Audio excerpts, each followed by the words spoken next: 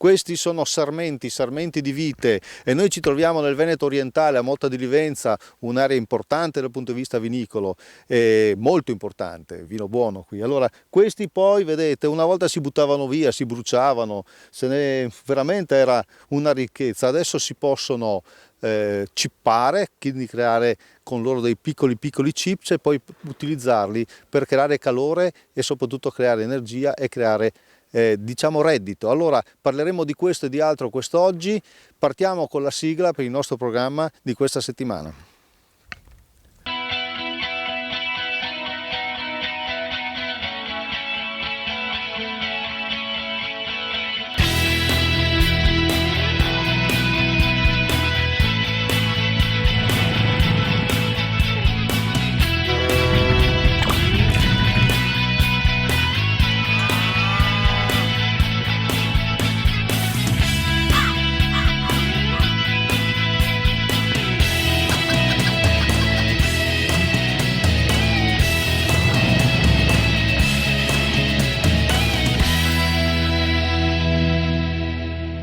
Se sentite dei rumori in sottofondo, sono quelli degli operai che stanno lavorando qui alla costruzione del capannone, che voi non vedete ma adesso la regia vi mostrerà, e che ospiterà fra un po', non molto devo dire, come posso dire, sarà una piattaforma, ecco, è vero Presidente, una piattaforma che accoglierà che cosa? Ecco, accoglierà i sarmenti di vite, che sono sottoprodotti in questo caso della viticoltura, per dare energia termica. Quindi ci sarà anche una caldaia o più caldaie che renderanno questo possibile.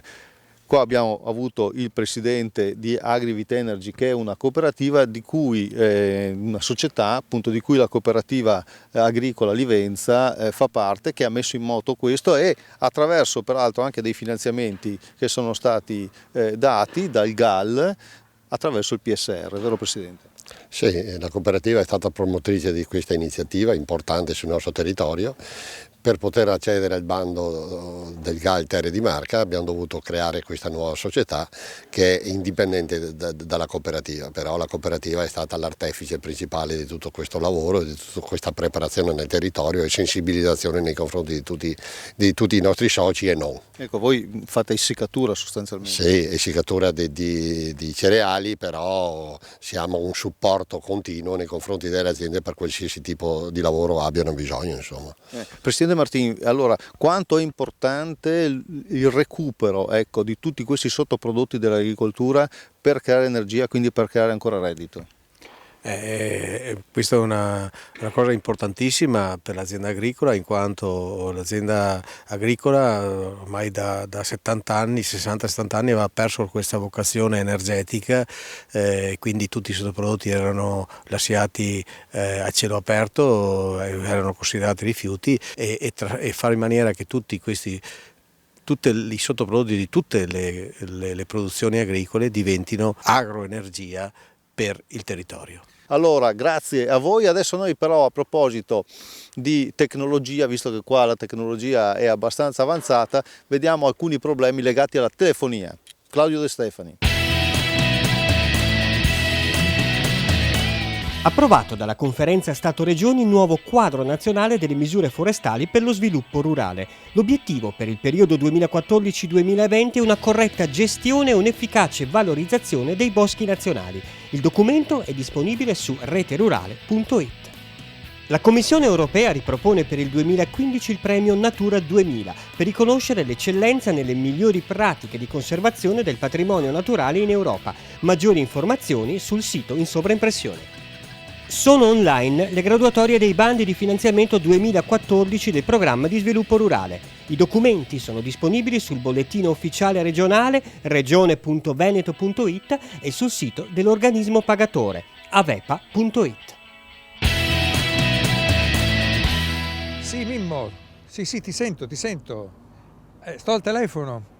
No, in realtà non sto al telefono, sto facendo la gag del telefono, perché di telefonia parliamo con il prossimo ospite, anzi di banda larga. Saluto, ritrovo il presidente dell'ADOC di Treviso, Alfredo Maschietto. Ben ritrovato, Presidente. Buongiorno. Dico bene? Abbiamo un po' di difficoltà in questo momento, sì. O meglio, alcuni utenti hanno delle difficoltà. Certo. Oggi abbiamo delle difficoltà, ci sono degli utenti di serie A e di serie B. Perché dico questo? Perché nell'accesso alla banda larga ci sono degli utenti, io dico fortunati e altri sfortunati, cioè gli utenti che abitano nei centri di città oppure nelle dorsali, nelle direttrici dove passa la fibra ottica sono fortunati perché hanno la DSL e quindi possono accedere a internet a velocità sostenute. Ma se io abito appena fuori... Ma se io abito in campagna, ci sono certi paesi, ma certi comuni che sono senza la fibra ottica e quindi hanno velocità di accesso alla rete internet molto bassi e quindi sono utenti sfortunati. Deve intervenire lo Stato, deve intervenire la Cassa Depositi e Prestiti. Lo Stato deve fare in modo che tutti gli utenti abbiano lo stesso accesso alla rete internet. Presidente, io ho fatto la gag del telefono, però ne approfitto, parlo di telefonia con lei, ci siamo già confrontati su questo, ma ce n'è uno in modo particolare che non si sta comportando proprio bene. Sì, attenzione alle promesse che vengono fatte dai venditori, perché non sempre vengono mantenute, molte volte sono disattese. Quando abbiamo dei grossi sconti, quando si capisce che effettivamente sotto c'è qualcosa che non va, prima o dopo succede qualcosa. Quindi, come sempre, noi ci auguriamo che voi non vi imbattiate in questi casi, ma se avete bisogno sapete che c'è la sua associazione, l'ADOC, come altre del resto, a vostra disposizione. Presidente, io la ringrazio, è stato piacevole come sempre dialogare assieme con la sua associazione. Ci ritroveremo naturalmente strada facendo. Adesso, a proposito di strada, il nostro Mimmo Bita si è spostato a Porto Buffolè e vediamo assieme che cosa ci racconta. A te, Mimmo. Quasi certamente in cima a questa colonna, che quasi una stele, sicuramente era stato posto un leone di San Marco, perché a Porto Buffolè, dove ci troviamo, ultimo comune in provincia di Treviso prima del Friuli Venezia Giulia, voglio dire, era sotto la giurisdizione della Serenissima Repubblica. Questo era un borgo e adesso è un comune, vero Vice Sindaco? Assolutamente sì, è un comune, uno dei 95 comuni della provincia di Treviso, è uno dei borghi più belli d'Italia e molto spesso organizziamo degli eventi simpatici che accolgono diversi turisti, come il mercatino dell'antiquariato. E queste cose bisogna farle sapere, per quello voi avete costruito, messo a disposizione un infopoint che il GAL attraverso il PSR vi ha finanziato. Sì, abbiamo ottenuto questo finanziamento per realizzare questo punto di accoglienza e di informazione per i turisti che arrivano, non solo per Porto Buffolè ma per tutto il territorio, per quanto riguarda i prodotti tipici, i percorsi itinerari e la nostra cultura e la nostra storia. Allora, se ci fa un po' di storia.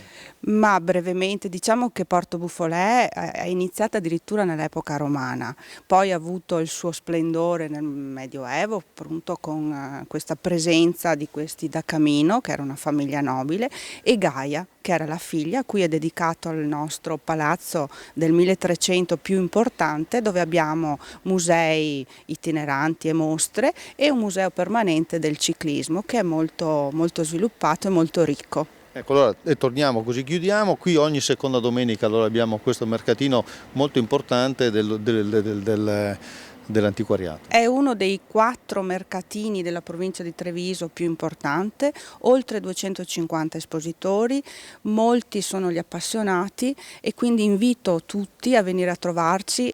Grazie al GAL, grazie al PSR e grazie a Lorena Benedetta. Allora abbiamo terminato qui da questo splendido borgo, vedete quante chicche abbiamo qui nel Veneto, da questo splendido borgo, e adesso andiamo a Cessalto, c'è un bel bosco. Claudio. Aumentano le risorse di 150 milioni di euro. Per i nostri investimenti aziendali 800 milioni di euro. Per le start-up agricole dei giovani 150 milioni. Finalmente aumenta l'indennità per gli agricoltori di montagna. Agevolazioni economiche per agriturismi, fattorie didattiche e sociali. Più futuro!